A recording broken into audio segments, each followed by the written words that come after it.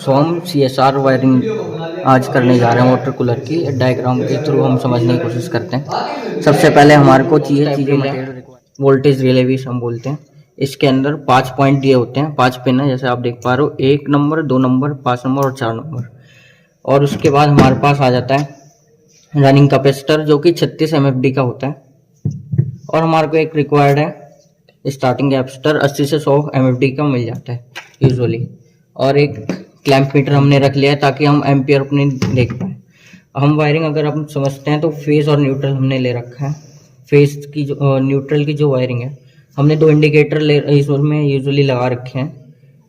जो पहली इंडिकेटर है वो रेड इंडिकेटर। रेड इंडिकेटर क्या काम करता है, जो बाहर से सप्लाई आ रही है वो बताता है, तो फेज और न्यूट्रल यहाँ से गया। उसके बाद वो ग्रीन इंडिकेटर में जाता है। ग्रीन इंडिकेटर क्या काम करता है, वो बताता है कि ये जो सप्लाई है वो सिस्टम के अंदर आ चुकी है। आगे ये न्यूट्रल जो है आगे जाता है फैन मोटर में जो कि कनेक्ट हो जाता है, और फेज जाती है थर्मोस्टेट में। तो फैन मोटर के हमने कनेक्शन जैसे कि देख रहे हैं, न्यूट्रल जो होता है, न्यूट्रल हमने इंडिकेटर के थ्रू हमने फैन मोटर के अंदर दिया। फेज जो है वो हमने थर्मोस्टेट से देके उसके बाद ये ग्रीन इंडिकेटर में गया। ग्रीन इंडिकेटर के बाद हमने दिया इसे फैन मोटर के अंदर। हम आगे आज खाली CSR वायरिंग के अंदर कंप्रेसर को स्टार्ट करना सीख रहे हैं, तो इसलिए हमारा जो पार्ट है इसे हम इग्नोर करते हैं। तो उसके बाद जो हमारी फेस की वायरिंग है वो हमारी जाती है रिले, जो वोल्टेज रिले है उसके 4 नंबर पॉइंट पे। और जो हमारा न्यूट्रल वो जाता है 5 नंबर पे। हम न्यूट्रल को ज़्यादा नहीं छेड़ते हैं, 5 नंबर से वो हम डायरेक्ट दे देते हैं कॉमन पॉइंट पे रेसिप्रोकेटिंग हार्मेटिक कंप्रेसर के। उसके बाद हमारा जो न्यूट्रल का काम होता है उसमें हमने सप्लाई दे दी। उसके बाद इसमें 4 पॉइंट निकले हुए हैं जैसे इस रिले के अंदर भी दे रखे हैं। इन 4 पॉइंट में से हम किसी में भी फेज दे सकते हैं। हमने फेज दिया। उसके बाद हम जो है तीन फेज की वायरिंग निकालते हैं। एक हमारी जाती है कंप्रेसर के रनिंग वाले टर्मिनल पे, दूसरी जाती है हमारी रनिंग कैपेसिटर के अंदर, और एक जाती है स्टार्टिंग कैपेसिटर के अंदर।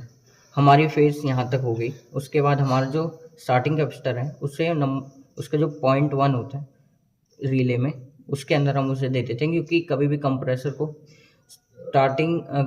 के स्टार्टिंग में कभी भी डायरेक्टली हम सप्लाई नहीं देते, रनिंग में देते। उसके बाद जो रनिंग वाली होती है, रनिंग के जो दूसरा टर्मिनल है वो हम पॉइंट नंबर 2 में देते हैं, और उसके बाद वो सीधा थ्रू कर देते हैं स्टार्टिंग में। और जिससे हमारा पूरा कंप्रेसर की इससे वायरिंग डायग्राम कंप्लीट हो जाती है। CSR की डायग्राम समझाया था, अब उसे हम प्रैक्टिकली करके देखेंगे। ये हमारा जो वाटर कूलर है 150 लीटर का है, और अब हम इसमें CSR वायरिंग के थ्रू कंप्रेसर को स्टार्ट करके देखेंगे। तो ये हमारी वोल्टेज रिले है जो कि अभी हमने देखी थी। और अब फेज जो है हमने दे दिया इसके अंदर 4 नंबर पर। अब जो न्यूट्रल है हम 5 नंबर पे दे रहे हैं। हमने 5 नंबर पे थिम्बल कनेक्ट कर दिए। ये हमारा स्टार्टिंग कैपेसिटर है जो कि हम 80 से 100 फेराड के बीच में, माइक्रो फेराड के बीच में ले रहे हैं, क्योंकि ये 150 लीटर का जो हमारा वाटर कूलर है उसके लिए। अब इस कैपेसिटर की हम वायरिंग पूरी करेंगे। पहले हमने जो है इसे फेस देने के लिए एक तो इसकी 4 पिन पे कनेक्ट कर दिया, और दूसरा जो है हमने एक पेड जोड़ दिया। ये हमारा रनिंग कैपेसिटर है जो कि 36 MFD का है। और अब हम इसके कनेक्शन करेंगे।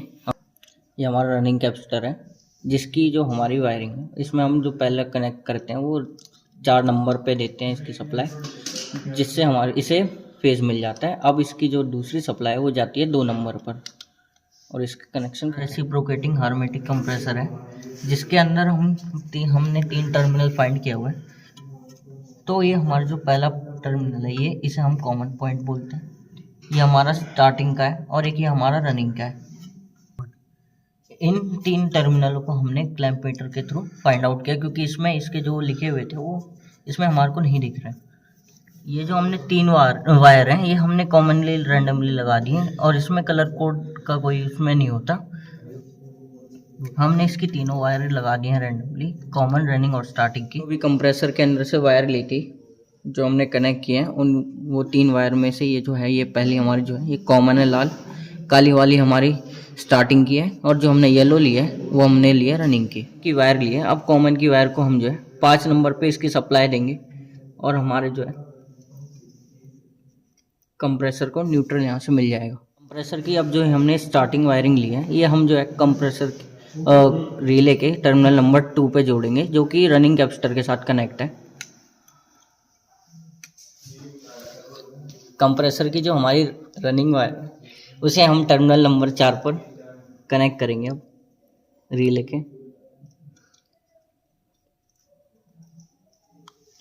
हमारा जो इसमें अब टोटल हमारी जो कनेक्शन है CSR की वो पूरी हो गई है। अब हम इसे कंप्रेसर को स्टार्ट करके देखेंगे। पूरे अब कंप्रेसर की जो CSR वायरिंग है वो पूरी कंप्लीट कर ली है और अब हमने फेज और न्यूट्रल को हमने बोर्ड में सप्लाई दे दी है और उसके बाद हम इसे स्टार्ट करके देखेंगे।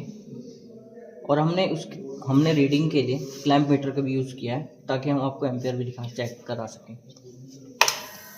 जैसे कि आप देख सकते हैं हमारा जो कंप्रेसर है वो चल चुका है और इसकी जो रीडिंग है वो कंप्रेसर हमारा स्टार्ट हो चुका है और एम्पियर मीटर के अंदर जो इसकी रीडिंग आ रही है वो 3.2 3.1 के समथिंग आ रही है, क्योंकि इसके अंदर गैस नहीं है। अगर इसमें गैस होती तो इसकी रीडिंग 7 या 6 के अराउंड आती है। हमने अपना जो प्रैक्टिकल है CSR वायरिंग का कंप्रेसर को स्टार्ट करने का वो परफॉर्म किया।